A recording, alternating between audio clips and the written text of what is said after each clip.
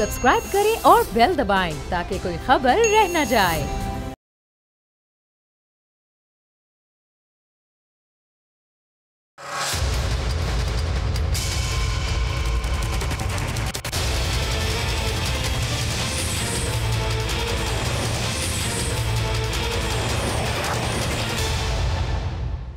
अस्सलाम वालेकुम, आप देख रहे हैं प्रोग्राम बस बहुत हो गया। मैं हूं अरबाज जहांगीर। जाली बैंक अकाउंट्स केस में तिब्बी जमानत पर रहा साबिक सदर आसिफ अली जरदारी ने इलाज के लिए बैरून मुल्क रवानगी की तैयारियां शुरू कर दी हैं। साबिक सदर आसिफ अली जरदारी का नाम ECL में है, उनका पासपोर्ट भी अदालत की तहवील में है। आसिफ अली जरदारी को दिल की पेचीदा बीमारियां हैं जिसका इलाज पाकिस्तान में दस्तयाब नहीं है, लेकिन सिंध हुकूमत के दावे तो कुछ और ही हैं। पीपल्स पार्टी के चेयरमैन बिलावल भुट्टो और सिंध के वजीर आला मुराद अली शाह सिंध हुकूमत के बनाए अस्पताल NICVD को स्टेट ऑफ द आर्ट अस्पताल कहते हैं, जहां दिल की बीमारियों का बेहतरीन इलाज होता है।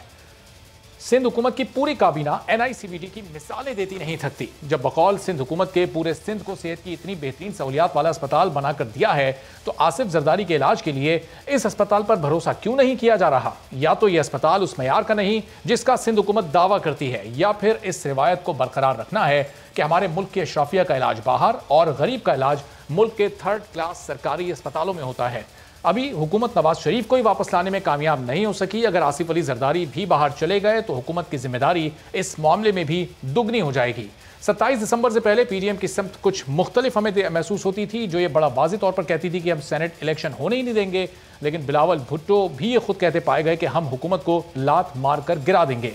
27 दिसंबर को आसिफ अली जरदारी की तकरीर के बाद PDM की स्ट्रेटजी में एक वाज़ेह तब्दीली नजर आई और पीपल्स पार्टी बल्कि आसिफ अली जरदारी की तजवीज़ पर PDM की तमाम जमातें सेनेट और ज़िमनी दोनों इंतखाब लड़ने पर राजी हो गईं। सेनेट इंतखाब लड़ने का सीधा और साफ मतलब यह है कि अब असेंबलियों से इस्तीफे सेनेट इंतखाबात तक मौखर हो गए हैं। तो क्या फरवरी में लॉन्ग मार्च भी होगा या वो भी सेनेट इंतखाबात के बाद ही होगा? क्योंकि लॉन्ग मार्च के बाद PDM ने इस्तीफे देने हैं। लॉन्ग मार्च की मंजिल इस्लामाबाद होगी या रावलपिंडी, ये तय होना भी अभी बाकी है। क्योंकि पिंडी जाएंगे तो चाय पानी मिलेगा और अगर इस्लामाबाद जाएंगे तो क्या मिलेगा, इस बारे में अभी तक कुछ नहीं कहा जा सकता। इसी पूरी सूरत हाल पर गुफ्तगू करते हैं अली मोहम्मद खान साहब, पाकिस्तान तहरीक इंसान नुमा, वज़ीर मुमलिकत भी हमारे साथ मौजूद हैं। अली मोहम्मद साहब, बहुत शुक्रिया प्रोग्राम के लिए, आपने वक्त निकाला। अगर अब इस लॉन्ग मार्च का रुख इस्लामाबाद की जानिब होता है तो आप लोग क्या ऑफर करेंगे? कल बाबर इफ्तिखार साहब ने तो चाय पानी ऑफर कर दिया मौलाना साहब को।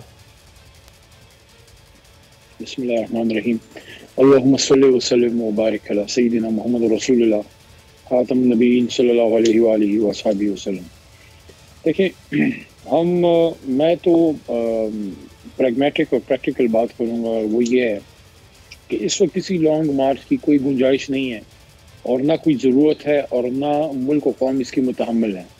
लेकिन अगर उन्होंने लॉन्ग मार्च करना भी है तो उस लॉन्ग मार्च के लिए एक बहुत लाजमी शर्त, जिस तरह भी ये मैं चाय पी रहा हूँ तो उसके लिए ज़रूरी है कि इसमें चाय की पत्ती हो, तो तभी ये चाय बनेगी। चाय की बात चल रही है आजकल। तो लॉन्ग मार्च के लिए अवाम बहुत ज़रूरी है, तो अवाम को साथ लेके चलें, ये ना भूल जाएं, क्योंकि लॉन्ग मार्च के लिए ज़्यादा राह जो है वो अवाम है। बाकी मार्च करना है, एहतजाज करना है, जो कुछ करना है करें, आइन कानून के दायरे के अंदर करें। अगर आइन के हदूद को क्रॉस करेंगे तो फिर कानून हरकत में आएगा। तो जब आपने न पिटिशंस जमा की, न सुप्रीम कोर्ट गए, न आप ट्राइब्यूनल्स में गए, इसका साफ मतलब ये है कि इक़्तिदार की जंग आप लड़ना चाहते हैं जिसमें अवाम तो आपका साथ नहीं देगी। मैं समझता हूँ किस्मत भी इनके साथ नहीं है। लेकिन अली मोहम्मद साहब, अवाम कैसे साथ नहीं देगी? ये किस बुनियाद पर आप कह सकते हैं? चूँकि महंगाई से अवाम भी परेशान है, बेरोज़गारी से अवाम भी परेशान है। हम मुख्तलिफ औकात में देखते हैं वज़ीर आज़म मईशत की बेहतरी की जानिब ट्वीट्स भी करते हैं, इशारे भी देते हैं, फैक्ट्स एंड फिगर्स भी शेयर करते हैं, लेकिन उससे एक आम आदमी की ज़िंदगी तो नहीं बेहतर हो पा रही। अगर आपकी हुकूमत ये बेहतर करने में मुमकिन हो सकती है, ऐसा मुमकिन हो सकता है आपकी हुकूमत में, तो फिर अवाम इनके साथ नहीं जाएगी? फिर क्यों जाएगी अवाम इनके साथ? जिसने लूटा है उनके साथ मिलके तो नहीं जाएगी ना। हम अगर किसी गली में रहते हैं, आप जिस गली में रहते हैं, और वहाँ कोई शख्स नॉन करप्ट हो और वो आपकी गली में लोगों को उठाता हो, वहाँ पे गलत काम करता हो, हर किस्म के गलत काम करता हो, कल को वही उठ के खड़ा हो जाए कि आपके साथ तो बड़े जुल्म हो रहे हैं तो मैं आपके साथ हूँ, आप कहेंगे यार हर किसी के साथ निकलूंगा, तुम्हारे साथ कम से कम नहीं जाऊँगा। तो अवाम अगर निकलेगी किसी भी हुकूमत के खिलाफ, हर किसी के साथ निकलेगी, लेकिन जिन्होंने इनके साथ ये सारा कुछ किया है उनके साथ क्यों निकलेगी? अवाम तो कभी किसी की करप्शन बचाने नहीं निकलती, और ये सबको पता है कि बुनियादी तौर पर जब करप्शन के केसेस हैं और उसमें अब सवाल जवाब हो रहे हैं, उससे बचने के लिए, साइड ट्रैक करने के लिए ये सारा जो है हंगामा जो है बर्पा करने की कोशिश है वो की जा रही है। मत भूलें कि बहुत सी जगहों से रिजेक्ट भी हो चुके हैं। गुजरांवाला में जिन्होंने स्टार्ट लिया, कराची में उन्होंने जलसा किया, उसके बाद ये गिलगित बल्तिस्तान गए, गिलगित बल्तिस्तान में भी इलेक्शन हार गए। साथ साथ अगर आप देखें पेशावर ने उनको रिजेक्ट किया। ये कल परसों जो है मालाकंड में बिलावल साहब तशरीफ ले गए, अवाम के ना होने की खबरें मिली थी इसलिए मरियम बीबी तो गई ही नहीं है। बिलावल साहब गए उस हल्के में जहाँ से इलेक्शन भी हारे थे, मालाकंड से बिलावल साहब इलेक्शन हार गए थे, वहाँ जाके एक नाकाम जलसा करके आ गए। लाहौर में आपका वाटर लू साबित हुआ है, अवाम बिल्कुल आपके लाहौर में निकली नहीं है। ये सारी चीज़ें अगर आप जहन में रखें, कह रहे थे इस्तीफे देंगे, जाके इस्तीफे मार के आ जाएं, वो अपने इस्तीफों से मुकर गए। मैं समझता हूँ अच्छा किया जो इस्तीफे नहीं दिए। बहरहाल इनकी सारे जो दावे हैं वो गलत साबित हुए हैं। लॉन्ग मार्च करेंगे, जनवरी के एंड तक करेंगे, अगस्त के एंड जो है अपना दिसंबर के एंड तक करेंगे, जनवरी के स्टार्ट में करेंगे। अब जनवरी का एंड आ गया है, अब कह रहे हैं कि नहीं सेनेट इलेक्शन के बाद करेंगे। एक तरफ आप इलेक्शन लड़ रहे हैं, दूसरी तरफ आप कह रहे हैं इस्तीफे देंगे। तो इनका अपना वर्कर इतना परेशान है, मेरे ख्याल में रात को वो भी नींद की 2 गोलियां लेके सोते हैं, क्योंकि इनको खुद नहीं पता कि इनकी लीडरशिप किस तरफ जा रही है। लेकिन अली मोहम्मद साहब वो ज़ाहिर है सेनेट इंतखाबात को छोड़ नहीं सकते ना, चूंकि सेनेट में फिर आपकी अक्सरियत हो जाएगी। तो असल मकसद तो उनका आपको सेनेट में अक्सरियत लेने से ही रोकना है। सेनेट इंतखाबात तो पूरी तैयारी से लड़ने की प्लानिंग कर रहे हैं, मुश्तरका तौर पर लड़ेंगे, और अगर मुश्तरका तौर पर लड़ते हैं तो बड़ा टफ टाइम हो जाएगा फिर आपके लिए। लो आपने खुद ही जो है अपना तमाम सवालात का जवाब खुद ही दे दिया कि कोई अवाम का दर्द नहीं है, कोई उसूलों के लिए नहीं है, कोई धांधली मांधली के खिलाफ नहीं है। बेसिकली सेनेट इलेक्शन को बाईपास साइड ट्रैक करना था, अपनी धांधली जो है वो करप्शन जो है वो बचानी थी। तो आप खुद ही कह रहे हैं कि ये तो सेनेट इलेक्शन को साइड ट्रैक करने के लिए कर रहे हैं, तो उससे बाहर कैसे जा सकते हैं या उससे बाइकआउट कैसे कर सकते हैं। मेरा सवाल ये है कम से कम बाई इलेक्शंस का तो बॉयकॉट कर दें, क्योंकि आप तो इस निज़ाम को ही नहीं मानते, आप इस इलेक्शन को ही नहीं मानते। लेकिन बहरहाल इनकी पॉलिसी ये है कि जितना हो सके मौजूदा सिस्टम और इमरान खान साहब को डिसलॉज किया जाए, डिसरप्ट किया जाए, क्योंकि वो दे आर फियरिंग इज 2 चीज़ें फियर कर रहे हैं। तो पॉलिटिकल वर्कर आपको बता रहा हूँ, नंबर 1 जो करप्शन का पैसा है, जो कि बदकिस्मती से इनकी लीडरशिप तो उसमें इन्वॉल्व है, सारे लोग नहीं इन्वॉल्व। अपने वो लोग जो कि एक हल्के की सियासत करते हैं, उन्होंने किसी जमात के साथ चलना था, तो जिस इलाके में थे वहाँ नून वाले नून के साथ चले गए, सिंध वाले पीपल्स पार्टी के साथ चले गए, सारे करप्ट नहीं है। उनको यूज़ किया जा रहा है अपनी करप्शन बचाने के लिए। लेकिन उससे भी इंपॉर्टेंट बात जो मैं समझता हूँ वो ये है कि उनको ये रियलाइजेशन है कि अगर इमरान खान साहब की जो मैक्रो इंडिकेटर्स बेहतरी की तरफ जा रहे हैं, अगर वो ट्रिकल डाउन हो गए, अगर वो माइक्रो में कन्वर्ट हो गए, और अगर अवाम की जो रिलीफ मिलना शुरू हो गई, जैसे अभी हेल्थ कार्ड्स में रिलीफ मिल रही है, आपके फैसलाबाद में पावर लूम्स जो हैं वो चालू शुरू हो गए, सीमेंट इंडस्ट्री ने उठ गई है, आपकी जो कंस्ट्रक्शन इंडस्ट्री है वो उठ गई है। तो अगर इस तरह से महंगाई भी कंट्रोल हो गई तो इनको फिक्र ये है कि ऐसा ना हो लेने के देने पड़ जाएं, जो लूट कसूट थी, जो करप्शन का पैसा था वो भी देना पड़े, और आइंदा से सियासत में भी इनकी एंट्री बंद हो जाए।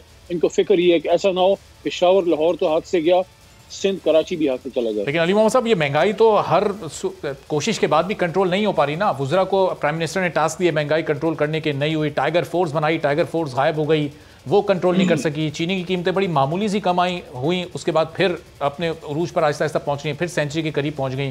तो ये महंगाई तो नहीं कम हो पा रही है। चार्जशीट तो बड़ी लंबी है इस अपोजिशन के पास, और आपकी वो इस 2.5 साल कारकर्दगी पर ही है कि चीनी का स्कैंडल हुआ, आटे का स्कैंडल हुआ, दवाओं का स्कैंडल हुआ, इसमें अरबों रुपए की करप्शन तो हुई है। अरबों रुपए के ये स्कैंडल्स तो हैं, वो पैसा आवाम की जेब से गया, लेकिन वो रिकवर तो नहीं हुआ है। देखें है उसमें तो इजाफा हुआ है, उसको कंट्रोल भी किया जा रहा है। अगर आवाम खुश नहीं होगी 2023 में वोट नहीं करेगी। अगर वो ये समझेंगे कि ये महंगाई इस वजह से आई कि जो माजी में कर्जे ले के आर्टिफिशियल बबल में एक मसनूई तरीके से डॉलर को कंट्रोल किया गया, और हमें भी बड़ा आसान था, अरबों खरबों के मजीद कर्जे लेते, डॉलर को आर्टिफिशियली कंट्रोल करते, अपने 5 साल आराम से गुजारते और फिर अगले के नसीब में छोड़ देते। किसी ने तो ये सख्त फैसले करने थे। अगर अवाम समझती है कि पाकिस्तान को ठीक करना है तो अरबों के कर्जे तो आपने भी लिए हैं। जिस वक्त आपकी हुकूमत आई थी 2.5 साल पहले, उस वक्त पाकिस्तान पर कर्जों का क्या फिगर था, और अब वो 11-12 हज़ार अरब के बाद कहाँ पहुंच गया, ये तो सबके सामने है। हाँ, हमने कर्जे लिए, लेकिन आप ये भी देखें कि आई थिंक आपके पास फिगर्स होंगे, 2.5 साल में हमने जितना कर्जा वापस भी किया है। अच्छा, माजी में भी ये लोग कह सकते हैं कि हुकूमतें कर्जे वापस करते रहे। मियाँ साहब के 5 साल का अगर आप एवरेज निकाल लें, 27,000 अरब जो है ये उन्होंने रिटर्न किया। हमारा जो है साल का 10,000 है, तो हम उनसे डबल 100% इंक्रीज है हमारे उनके मुकाबले में। हम 10,000 अरब जो है वो साल का, वो 5,000 अरब साल का जो है वो रिटर्न कर रहे थे कर्जा, हम 10,000 कर रहे हैं। तो आपका जो डेट है वो रिटायर हो रहा है इंशाल्लाह। उम्मीद है कि अगर ये पॉलिसी चलती रही, हमारे बाद भी चलती रही, तो महंगाई भी कंट्रोल होगी। आहिस्ता आहिस्ता ये कर्ज की लानत से, ये जो हम पे हर साल अरबों खरबों चढ़ जाते हैं, ये भी आहिस्ता आहिस्ता जो है वो कम होना शुरू होंगे। इसमें ये भी मत भूलें कि जो कर्जा चढ़ा है वो डॉलर्स में चढ़ा है, और उसकी वजह ये थी कि आर्टिफिशियली जब इन्होंने डॉलर रेट मेंटेन किया, जब आपने वो आर्टिफिशियल ख़त्म किया, स्टेट बैंक से बोरोइंग नहीं की, और आपने मार्केट बेस्ड एक जेन्युइन जो है इकोनॉमी खड़ी करने की कोशिश की, जो खड़ी हो रही है, उसकी वजह से डॉलर रेट बढ़ा है, जिसकी वजह से आपका कर्ज का तनासब जो है वो भी बढ़ा है। एक्चुअल जो डेट है वो उसके मुकाबले में काफ़ी कम ली गई है। बहरहाल मैं दोबारा अपनी बात पे आता हूँ कि अपोजिशन को इस चीज़ का पॉलिटिकली बहुत बड़ा खतरा वो महसूस कर रहे हैं कि जो दो स्ट्रॉन्ग होल्ड्स थे, पंजाब और खैबर पख्तूनख्वा, कराची जो है वो सिंध का एक बहुत बड़ा हब है, पाकिस्तान का माशी हब है, कराची भी इनके हाथ से गया है, और दे आर फियरिंग इज कि ऐसा ना हो कि इमरान खान की सारी पॉलिसीज कामयाब हो जाएं और सियासत से इनका क्रियाक्रम हो जाए। सही। चलो अली मोहम्मद साहब, आपकी तरफ वापस आता हूँ कि पीडीएम को लेकर आपकी के इस तहरीक को ऐसी चलने देना है, या कहीं कोई मुज़ाकरात का ऑप्शन भी आपके जहन में है कि कहीं इस तहरीक को रोका जाए किसी सूरत? कमर जमान कायरा साहब पाकिस्तान पीपल्स पार्टी के सीनियर रहनुमा भी हमारे साथ मौजूद हैं। कायरा साहब, अली मोहम्मद खान साहब फरमा रहे हैं कि आवाम तो आपको रिजेक्ट कर चुकी है, आपकी ये तहरीक अब दम तोड़ चुकी है, सेनेट इंतखाबात, ज़िमनी इंतखाब लड़ने पर आप लोग राज़ी हो चुके हैं। क्या ऐसा है? वाकई यही सूरत हाल आप देख रहे हैं मुस्तकबिल की? अगर ऐसा है तो उनको मुबारक हो, फिर तो गवर्नमेंट को चाहिए वो शादियाने बजाय खुशी करे। उनके मुखालिफ जो हैं वो खत्म हो गए, बस फिर ये हंगामा है, खुदा क्या है, फिर क्या परेशानी है। कि तो शाम जो वजीर आजम साहब से लेके हमारे सारे भाई जो हैं ये अपोजिशन को कोसते रहते हैं, और हमारी हुकूमतों के जो तर्जुमान है, फौजें पूरी रखी हुई वज़रा के अलावा, वो भी हर वक्त प्रेस कॉन्फ्रेंस करके पीडीएम का जो तज़किरा होता है भूल जाए उसको, आपको कोई खतरा ही नहीं है, छोड़े। तो वैसे कायरा साहब, ये लॉन्ग मार्च अब ये किस जानिब हो गए? जो कल आपको चाय की ऑफ़र मिल गई है, अब आप लोग इस्लामाबाद और पिंडी दो ऑप्शंस हैं, इस्लामाबाद जाते हैं तो क्या ऑफ़र मिल सकती है? पिंडी में तो चाय की ऑफ़र मौजूद है आपके पास। देखिए, वो बेकलामती की बात हुई, उसमें सवाल उनसे हुआ डीजी साहब से, और उन्होंने यही कहना मुनासिब बनता था कि आएंगे तो हमने क्या करना है। तसव्वुर तो ये करना कि वो कहेंगे कि हम सख्ती करेंगे, हम ये करेंगे, हम रोकेंगे, लाइक दिस ख्याल शायद किसी का हो सवाल। लेकिन उन्होंने उसके जवाब में बड़े मुनासिब तरीके से कहा जी कि हम चाय वाय पिलाएंगे, ये करेंगे। ये सवाल ये है कि क्या कोई ऐसा मुबाहिसा अभी है? Answer is no.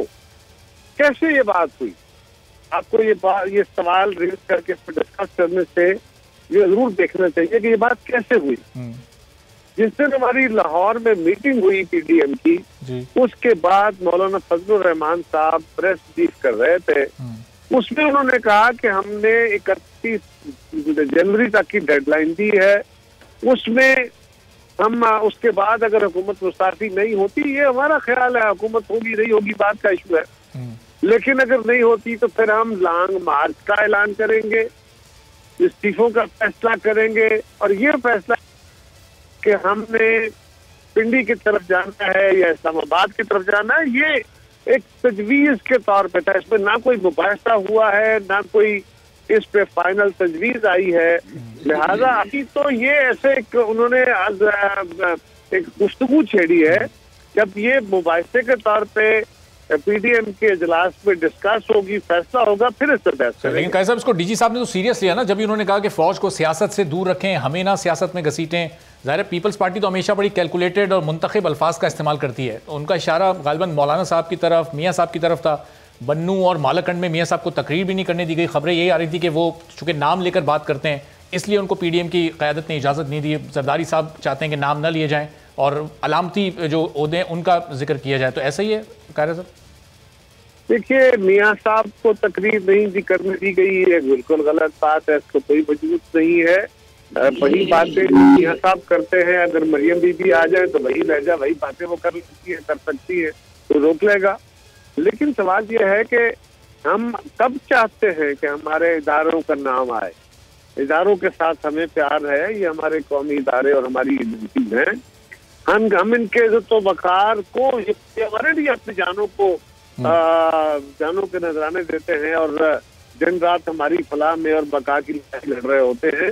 लेकिन इनके एक एक्ट से, जिससे इदारे का भी नुकसान हो रहा है, पाकिस्तान की माशरत का भी, सियासत का भी नुकसान हो रहा है, उसके ऊपर हमारा एतराज है।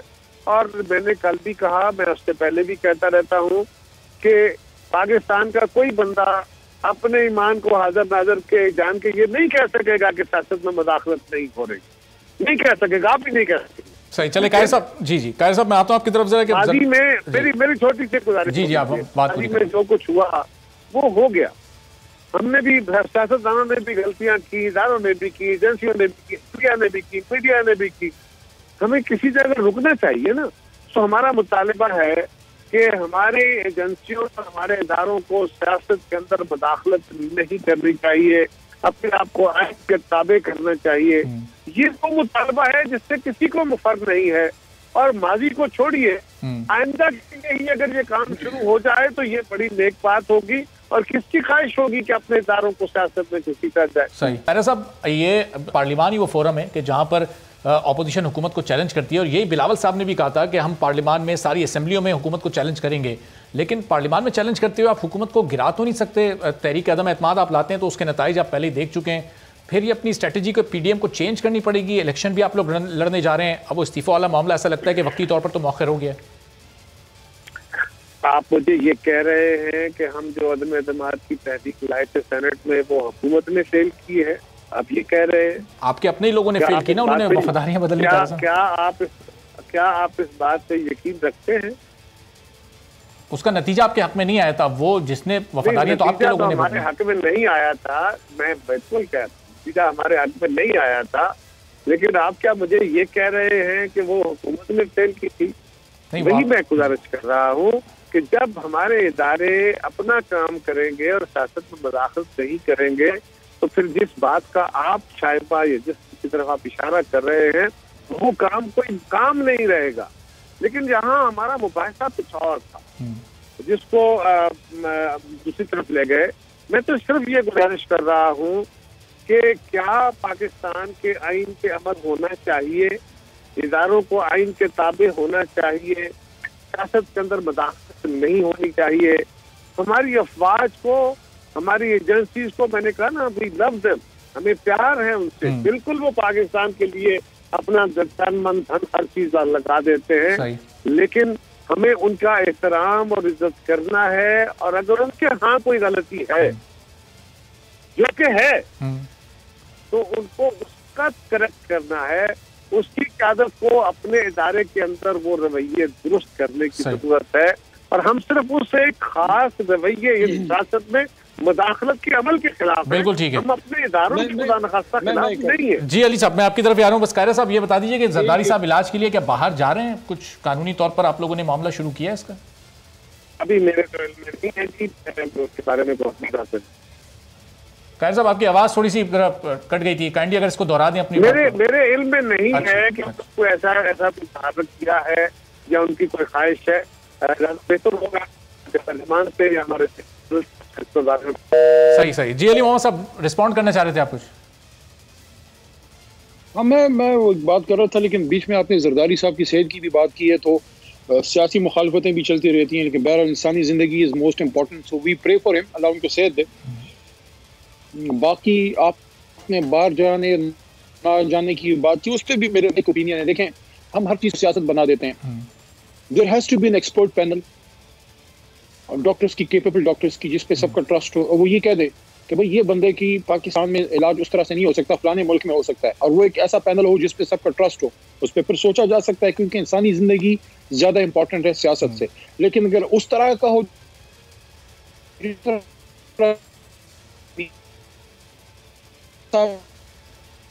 का भी इलाज, तो वो फिर बहरहाल किसी की बीमारी पे पॉलिटिक्स नहीं करनी चाहिए। तो हम दुआई कर सकते हैं, अल्लाह उनको सेहत दे। जब वो बाहर जाने का फैसला करेंगे तब उस पर पॉलिटिकल बात होगी, उस पर फिर बात करेंगे। मैं दूसरी बात कर रहा था, देखें, आपने इनसे पूछा कमर जमान कायरा साहब से कि आप जनाब आपके पास तो वो नहीं है अक्सरियत, तो आप तो तहरीक अदम एतमाद नहीं ला सकते। मैं कहता हूँ इनके पास है, चलो आ गई।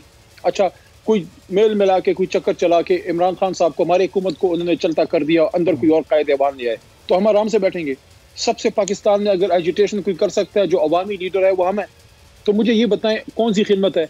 अगर कायरा साहब की जमात जो पॉलिटिकली नून लीग से ज़्यादा मचोर है, अगर ये वाकई चाहते हैं ये सिस्टम ठीक हो, तो मेरी जो है हमदर्दाना और पाकिस्तान के निज़ाम के लिए एक हमदर्दाना राय ये है सबके लिए कि आए, जो काम नहीं हुआ वो करें। अगर आप समझते हैं कि यहाँ किसी इदारे का रोल ना हो तो फिर वो पार्लियामान में बैठ के कानून साजी के ज़रिए वो कॉन्स्टिट्यूशनल लॉक्स लगाएं सिस्टम को, जिसकी वजह से फिर कल को कोई भी जो है ये ना कहे कि मेरे साथ दांगी हुई या मेरा बक्सा चोरी हो गया, फलाना हो गया। वो किधर से ठीक होगा? टाइम तो बड़ा कम रह गया, 2.5 साल रह गए, आखिरी साल तो होता ही। इसका मतलब है प्रैक्टिकली स्पीकिंग हमारे पास सिर्फ सवा साल या 1.5 साल है इलेक्टोरल रिफॉर्म सही मानों में करने के।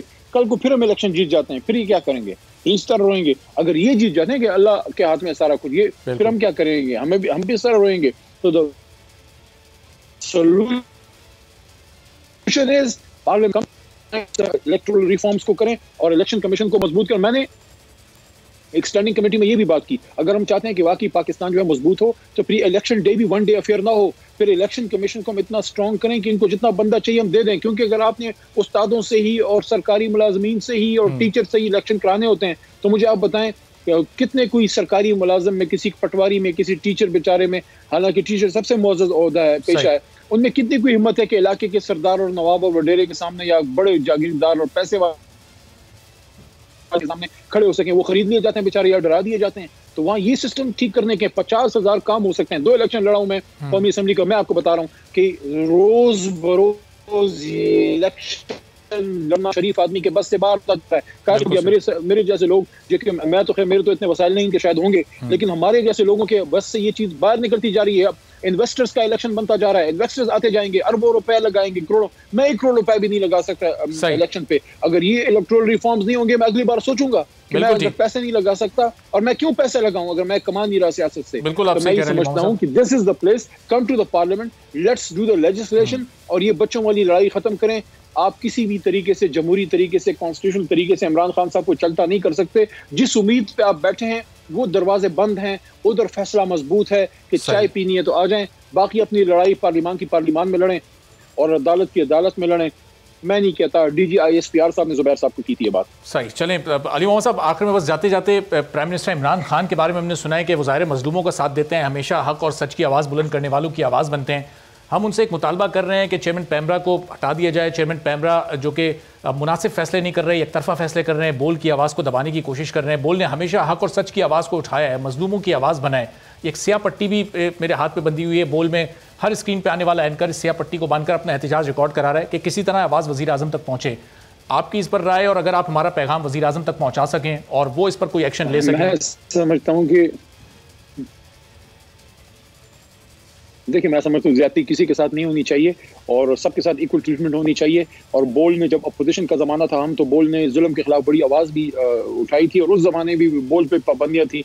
तो मैं तो किसी ज़ोर ज़बरदस्ती के हक में नहीं हूँ। अगर पैमरा चीफ ने कोई गलत काम किया है तो वो नहीं होना चाहिए, लेकिन उसका फैसला अदालत करेगी। बहरहाल इमरान खान साहब की हद तक मैं आपको कह सकता हूँ कि खान साहब ज़ाहिर राय की आज़ादी पर यकीन रखते हैं और इमरान खान साहब की तहरीक को कामयाब बनाने में मीडिया का बड़ा रोल है। इमरान खान साहब के पास ना अरबों रुपए थे, ना उनके पास कोई कंट्रोटे थे जो लोगों को डरा देते, फ़ोन कॉल कर देते कि चलाओ और ना तुम्हारा ये कर दूंगा। इस तरह तो कोई नहीं था। शरीफ लोगों की जमात थी, यंग लोग, एजुकेटेड लोगों की जमात थी। मीडिया का साथ ना होता हमारी तहरीक चलती ना।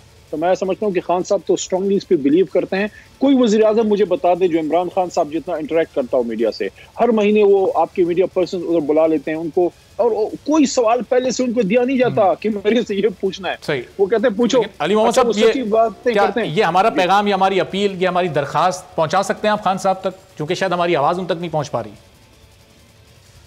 इंशाल्लाह आपका गिला पहुंच जाएगा। चलें, बहुत बहुत शुक्रिया। अली मोहम्मद खान साहब पाकिस्तान तहरीक इंसाफ के सीनियर रहनुमा, वज़ीर मुमलिकत हमारे साथ मौजूद थे और कह रहे थे कि पार्लियामेंट फोरम है कि जहां पर तमाम इशूज़ को हल होना चाहिए। और साथ ही उन्होंने कहा कि प्राइम मिनिस्टर इमरान खान हमेशा हक और सच की आवाज़ के साथ खड़े होते हैं और मजलूमों के साथ कभी ज़्यादती नहीं होने देते। और हमारा पैगाम जो कि बोल का पैगाम है वो भी इमरान खान साहब तक पहुँचाएंगे कि चेयरमैन पैमरा सलीम बेग को उनके ओहदे से फौरी तौर पर बरतरफ किया जाए। ब्रेक करते हैं, ब्रेक के बाद मुस्लिम लीग नून का मौक़िफ़ इस पूरी मौजूदा सूरत हाल पर जानने की कोशिश करेंगे। हमारे साथ रहिए।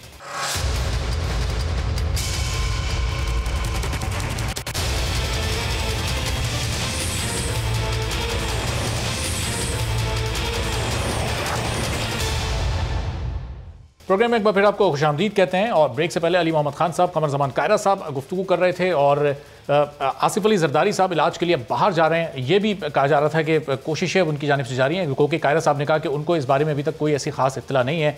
अमीर मुकाम साहब पाकिस्तान मुस्लिम लीग नून के सीनियर रहनुमा हमारे साथ मौजूद हैं। अमीर मुकाम साहब, ये जरदारी साहब इलाज के लिए बाहर जाना चाहते हैं, अचानक ये खबरें ऐसी आई हैं। 27 दिसंबर से पहले हम देख रहे थे PDM की सिमत कुछ और थी, आप लोग ये कह रहे थे सेनेट इंतखाबात हम होने नहीं देंगे, ज़िमनी इलेक्शन होने नहीं देंगे, इलेक्ट्रल कोलाज टूट जाएगा, हम इस्तीफे दे देंगे। फिर अचानक 27 दिसंबर की आसिफ अली जरदारी साहब की तकरीर के बाद जो तजावीज़ पीपल्स पार्टी की तरफ से सामने आई, वो आप लोग मानते गए। अब सेनेट इलेक्शन भी लड़ रहे हैं, ज़िमनी इलेक्शन भी लड़ रहे हैं, PDM की सिमत भी अब कुछ तब्दील होती दिखाई दे रही है। हुकूमत को कुछ रिलीफ मिलता जा रहा है इस सूरत हाल में, क्या समझते हैं आप? नहीं, इस तरह कोई बात नहीं है। जितना जरदारी साहब के बाहर जाने का और इलाज करने का है, मुझे इसके बारे में कोई इल्म नहीं है, मगर उसका ये बुनियादी हक है और जहाँ जाना चाहे और इलाज के लिए तो जाना चाहिए उसको। ये दूसरी बात जो है, PDM की स्टांस में कोई तब्दीली नहीं है। और कल रात आप देख रहे थे कि कल भी हम सारे एक स्टेज पर थे और हमारी वही डिमांड्स है, वही मुतालिबात है, वो अपनी जगह कायम दायम है। मगर साथ साथ जो हमने एक डेडलाइन दी थी और जो बात की थी, वो अब भी अपनी जगह मौजूद है।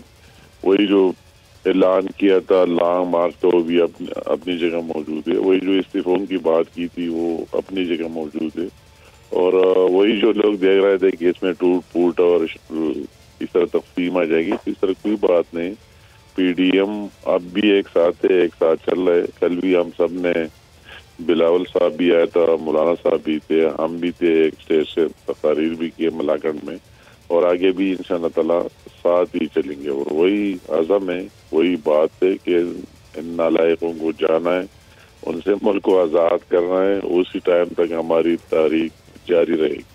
ये सिर्फ टाइम आगे हो गया पीछे हो गया, वो अपनी जगह बात सही। लेकिन अमीर मुकाम साहब, ये बन्नू में मलाकंड में दोनों जगह मियां नवाज शरीफ को खिताब नहीं करने दिया गया। क्या PDM की क़यादत की तरफ से एतराज़ था, जरदारी साहब की तरफ से, मौलाना साहब की तरफ से, या कुछ शराइत थी, वो शराइत मानने से मियां साहब ने इनकार कर दिया तो फिर उन्हें बात करने की इजाज़त नहीं दी गई? क्या हकीकत है? नहीं, इस तरह तो कोई बात ही नहीं है कि इजाज़त नहीं दी गई। किसी ने कब कहा कि उसको इजाज़त ही नहीं की? अगर उसको बोलना था तो बिल्कुल इसके लिए अरेंजमेंट हम कर दे, स्क्रीन लगा लेते, मगर इस तरह कोई बात ही नहीं थी उसमें कि उसकी तकरीर उसमें प्लान ही नहीं था, इजाज़त ही नहीं दी गई। सर कोई बात तो है नहीं। सिरे से किसकी ज़हन में इस तरह बात आई तो बहुत ज्यादती है। इस तरह कोई बात नहीं है कि वो तकरीर करना चाहता था और किसी ने नहीं करने दिया। उसकी अपनी मतलब है कि जब वो करना चाहते हैं तो हम उसके लिए अरेंजमेंट करते हैं और वो बोलते, और जब नहीं करना चाहते तो नहीं करते। इस तरह ब्याह से कोई बात ममानियत PDM की तरफ से नहीं है कि नवाज शरीफ साहब को स्पीच न करने दे, अगर उसको तकरीर करना है तो इसके लिए ये इस तरह कोई बात नहीं। तो अली मोहम्मद साहब, अब कल जो DG साहब ने पैगाम दिया है कि जी इदारों को फ़ौज में ना घसीटा जाए, हमें सियासत से दूर रखा जाए, सियासत में हमें ना इन्वॉल्व किया जाए, तो अब ज़ाहिर पीपल्स पार्टी तो बड़ा ही कैलकुलेटेड बोलती है, बड़ी उनका अल्फाज का जो इंतखाब होता है सोच समझ कर वो करते हैं। मियाँ साहब नाम लेकर बात करते हैं इदारों के सरबराहान की, मौलाना साहब भी बड़ी स्ट्रेट तनकीद करते हैं। तो अब इसके बाद क्या PDM अपनी स्ट्रेटजी पर कोई गौर करेगी? अब कुछ दूसरे रुख से सोचा जाएगा? ये तो हम भी कहते हैं कि इदारों को सियासत में आना ही नहीं चाहिए, ये तो हम भी कहते हैं। तो फिर तो हमारी बात है कि ये तो हम भी कहते हैं कि इदारों को नहीं आना चाहिए, उनकी इन्वॉल्वमेंट नहीं होनी चाहिए, मुल्क की मफाद में ये चीज़ नहीं है। तो ये बात तो हम भी करते हैं, इसमें तो कोई दूसरी बात नहीं है कि नहीं होनी चाहिए। बकाया जो कुछ हो गया माजी में, इस पर बात करने की जरूरत नहीं, वो आप भी जानते हैं, सारे मुल्क साहब। जब आप लोग की जानिब से बात की जाती है तो वो इल्जामात की सूरत में की जाती है ना, आप लोग इल्जाम आयद करते हैं और वो ये कह रहे हैं कि हमें आप इसमें इन्वॉल्व ना करें। ये मतलब है कि जो कुछ हो गया इसकी कहने से, मेरे कहने से, या उसकी ISPR ने कहा और ने कहा, उसकी कहने से कोई फर्क नहीं पड़ता है।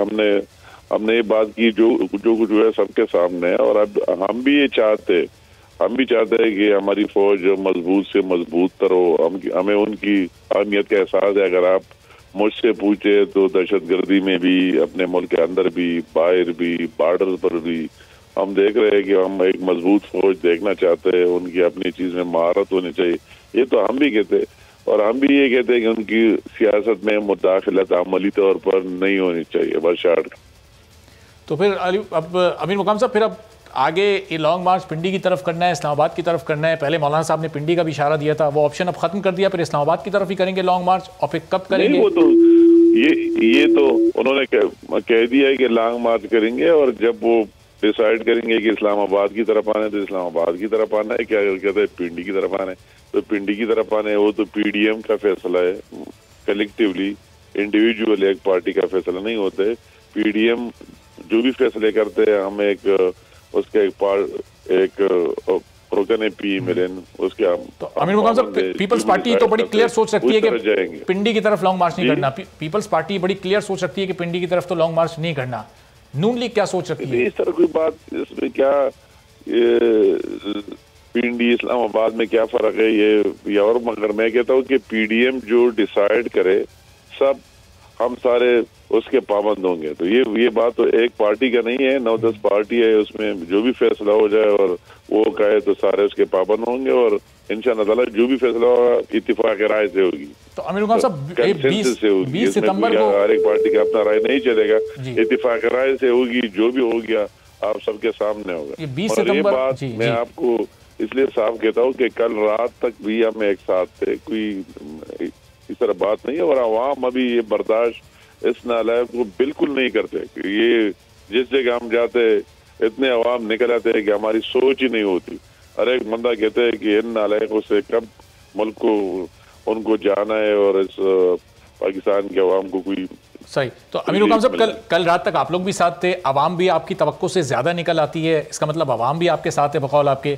तो फिर फैसलों में इतनी ताखिर क्यों हो रही है PDM के? लॉन्ग मार्च कब होना है कुछ तय नहीं है, किस जानिब होना है नहीं तय, इस्तीफे कब देने हैं ये तय नहीं है। तो कलेक्टिव फैसले पूरी लीडरशिप की जो साथ बैठ जाए और जो भी डिसाइड करे उसी दिन भी अगर हमारी मीटिंग हुई, इसमें रायवंड में जरदारी साहब ने भी इसमें हिस्सा लिया, नवाज शरीफ साहब ने भी इसमें लिया, हमारी बकाया यहाँ की जो लीडरशिप थी भी सारी मौजूद थी, तो मशावरत से सारी बात होती है। उसी दिन भी सारी मशावरत हुई है, और आगे भी जो भी फैसले करेंगे इंशाअल्लाह ताला मशावरत से करेंगे। अमीर मुकाम साहब, 1 जनवरी को जो सरबराही इजलास हुआ, ये तमाम फैसले उसमें होने थे, तवक्को ये की जा रही थी, उस दिन कोई फैसला नहीं हुआ, अगले दिन अचानक एक प्रेस कॉन्फ्रेंस हुई, उस प्रेस कॉन्फ्रेंस में तमाम फैसले आगे के बताए गए।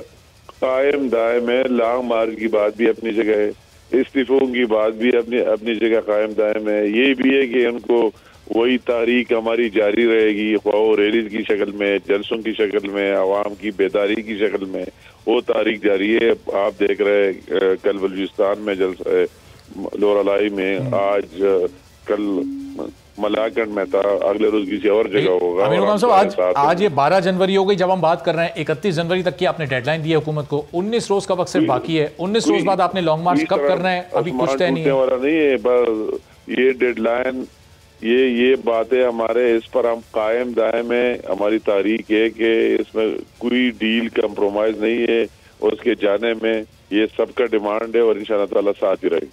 तो लेकिन फिर अमीर मुकाम साहब, फिर अब ये जो इस्तीफे वाला मामला था वो सेनेट इंतखाबात तक मौखर हो गया, इसका मतलब ये है कि फिर लॉन्ग मार्च भी सेनेट इंतखाबात तक मौखर हो गया, सेनेट इंतखाबात के बाद ही लॉन्ग मार्च होगा, क्योंकि लॉन्ग मार्च के बाद ही आपको इस्तीफे देने थे। ये तो टाइम की ये बात मैंने आपको कर दी कि वो तो टाइम की बात है। सेनेट इस तरह एक आईनी इदारा है, मैं आपको खोलकर बोलता हूँ कि उससे जो कानूनी माहिरीन से हमने मशावरत की, तो इसमें ये बात है कि उसी आपको ऐसे वही, अगर हम ये नहीं चाहते कि इमरान खान हो या उसके जो टोला है 2/3 मेजॉरिटी वो ले ले, उसके लिए सारा मैदान इस तरफ खुलकर रखा जाए, तो इसलिए हमने कह दिया कि सेनेट की इलेक्शन होना है तो हम इसमें हिस्सा लेंगे, सबका फैसला। अमीर मुकाम साहब, दिसंबर के बिल्कुल आगाज में जब एतजाज अहसन साहब ने ये बात की थी एक टीवी प्रोग्राम में, उन्होंने कहा था कि अगर ये हम इस्तीफे दे देते हैं सेनेट इलेक्शन से पहले तो इसका सबसे ज़्यादा फायदा इस हुकूमत को होगा, इमरान खान को होगा।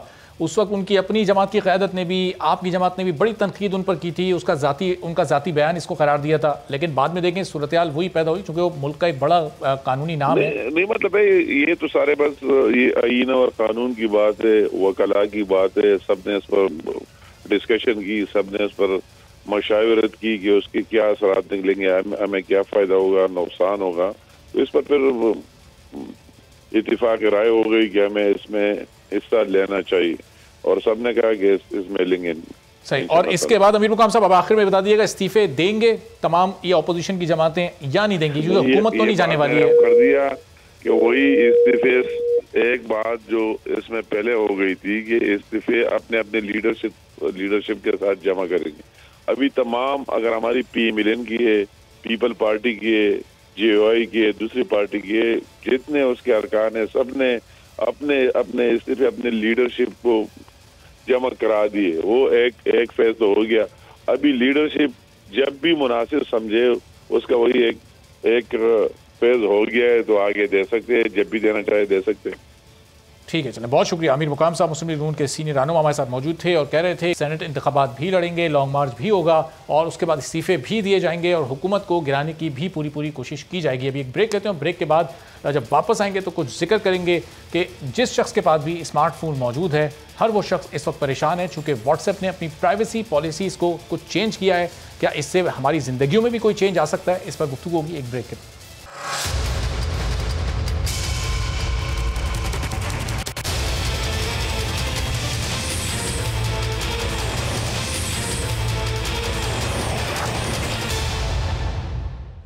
प्रोग्राम में एक बार फिर आपको खुशामदीद कहते हैं। और मारूफ social and messaging mobile application WhatsApp ने अपनी प्राइवेसी पॉलिसी तब्दील करने की जो अपडेट जारी की है, उसने व्हाट्सएप यूज़र्स को उस हद तक तशवीश में मुब्तला कर दिया है कि वो अब व्हाट्सएप की जगह कोई दूसरी ऐप इस्तेमाल करने का सोच रहे हैं। नई पॉलिसी के मुताबिक व्हाट्सएप यूज़र्स का डेटा न सिर्फ इस्तेमाल करेगा बल्कि उसे फेसबुक के साथ शेयर भी करेगा।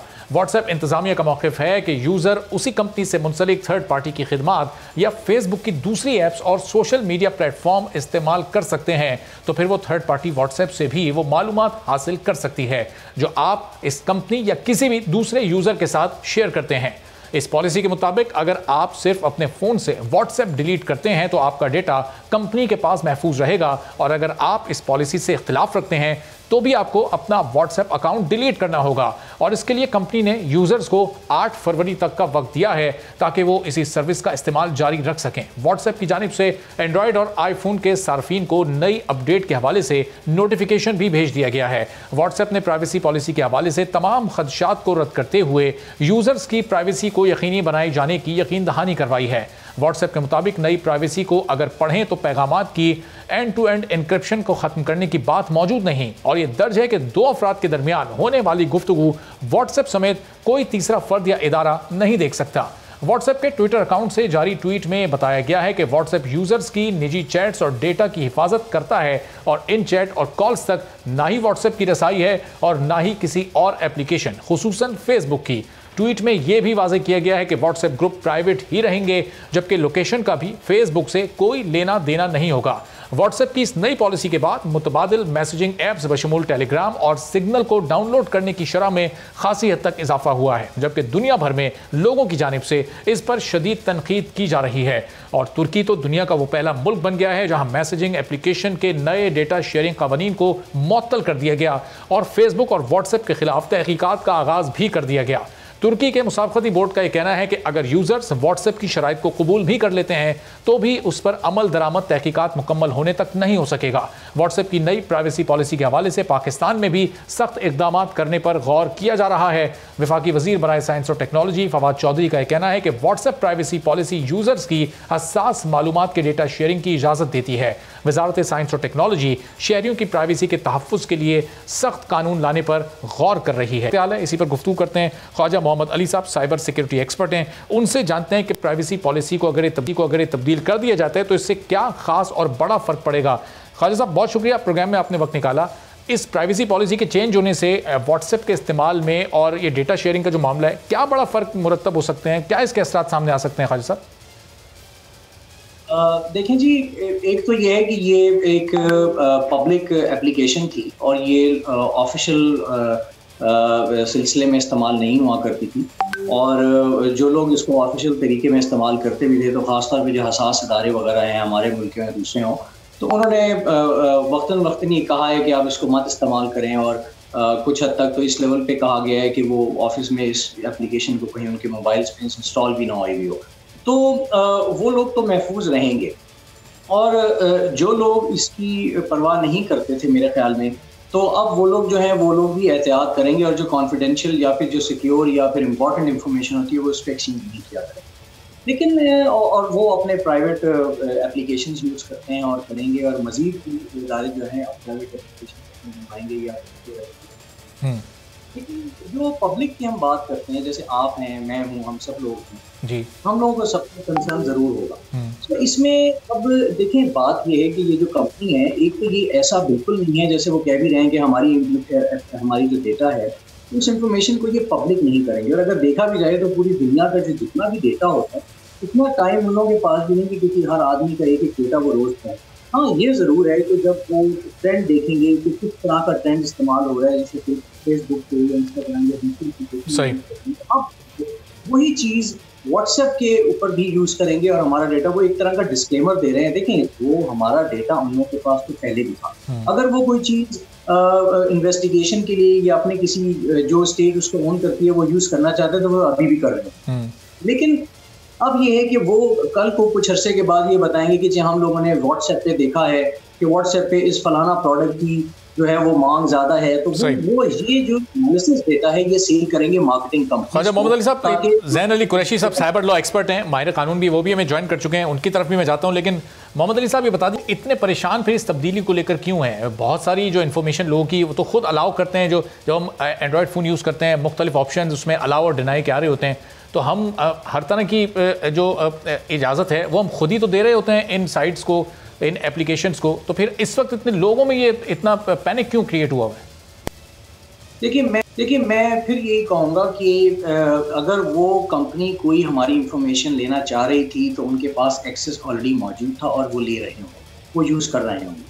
अच्छा, अब जो और वो इस चीज़ को बिल्कुल पब्लिक मेरा ख्याल में नहीं करेंगे। जितना लोग परेशान हो रहे हैं, मेरा ख्याल है उसकी अवेयरनेस की ज़रूरत है, जैसे आप ये प्रोग्राम कर रहे हैं, लोगों को बताने की ज़रूरत है कि इस पे वो बिल्कुल जो प्राइवेट कॉन्फिडेंशियल जो ऑफिशियल डॉक्यूमेंट्स हैं उसको मत शेयर करें, क्योंकि अब इस पर डिस्क्लेमर भी एक आ चुका है कि वो कहीं उसके बेस पे फर्दर एनालिसिस ना शुरू कर देना जिसका हम पार्ट नहीं बनना चाहते, उसको महफूज रखें।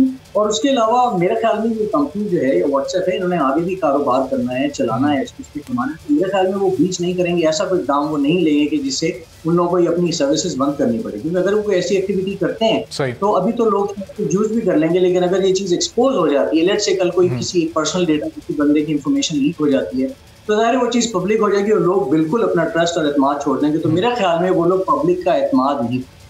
ठीक है, तो ज़ैन साहब ये अब वज़ारत साइंस और टेक्नोलॉजी कानून लाने पर गौर कर रही है कि शहरियों की जो प्राइवेसी है इन ऐप्स को लेकर उसका तहफ़्फ़ुज़ किया जाए। किस तरह का कानून हो सकता है, क्या क्या स्टेप्स लेने की इस वक्त ज़रूरत है गवर्नमेंट को इस सिलसिले में? देखिए, सबसे इम्पोर्टेंट बात यह कि पूरी दुनिया के अंदर डेटा प्रोटेक्शन लॉज जो हैं वो बड़े इफेक्टिव लॉज मौजूद हैं।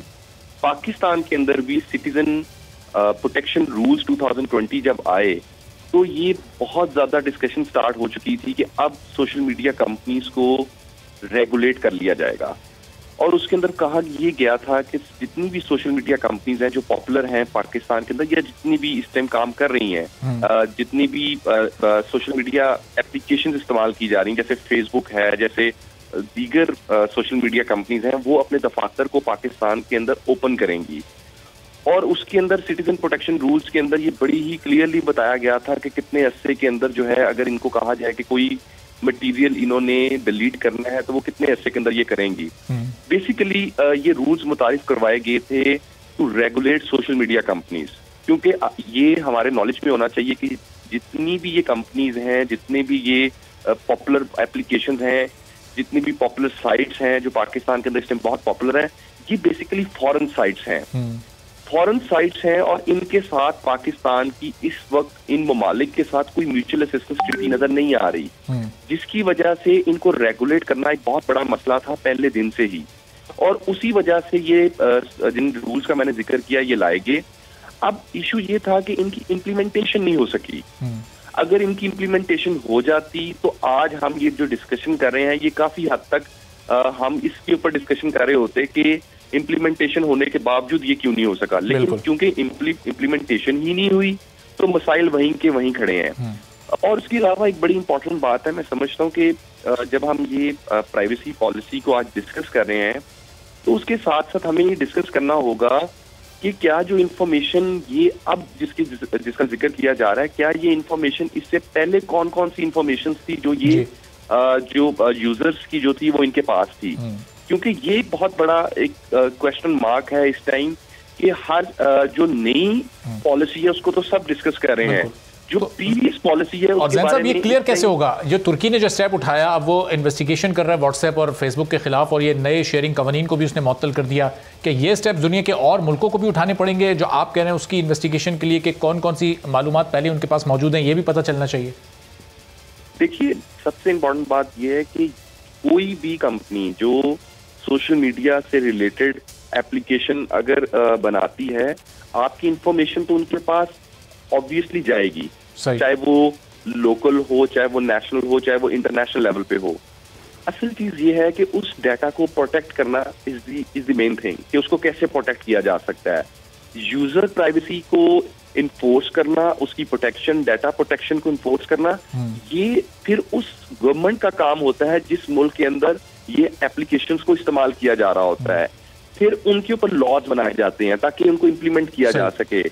अब हमारे अगर आप थोड़ा सा अगर गौर करें तो पाकिस्तान के अंदर इस time prevention of electronic crimes act 2016 एक साइबर लॉ जो है वो बहुत इन्फोर्स किया जाता है।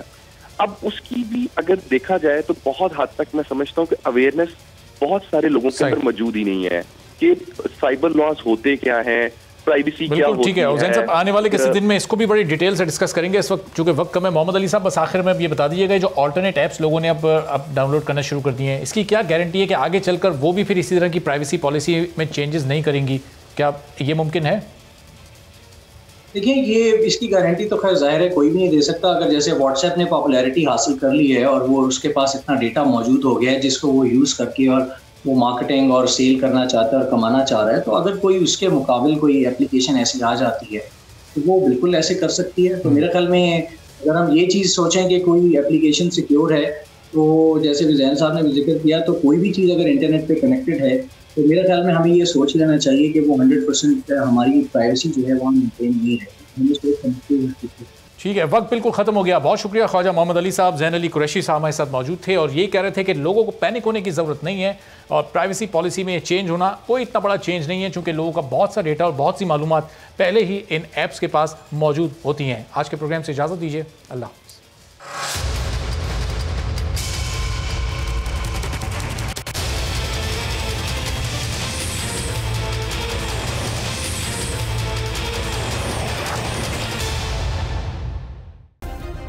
सब्सक्राइब करें और बेल दबाएं ताकि कोई खबर रह न जाए।